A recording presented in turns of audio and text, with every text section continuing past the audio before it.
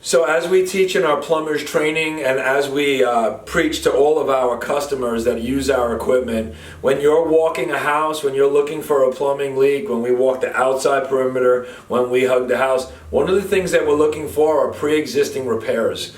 Look for cut decks. Look for broken concrete. Look for water coming out of somewhere. Look for something that might have been done before at the existing house that you're working at. Use all your equipment. Use it the proper way as we do with our soil probes and our pipe probes. We listen to everything. But when you look out for existing repairs that might have been done, there's a good chance you'll find those leaks when you're looking in those specific areas. So here we're listening to a sidewalk that's been cut and we have a valve underground. Here is inside a garage where, again, work was done.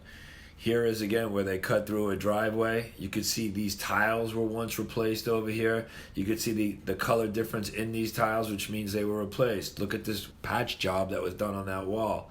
I mean, it just all looks bad, but open your eyes. This might mean there are other leaks going on in these areas. For more information, visit our website at Leaktronics.com and always check out our YouTube channel.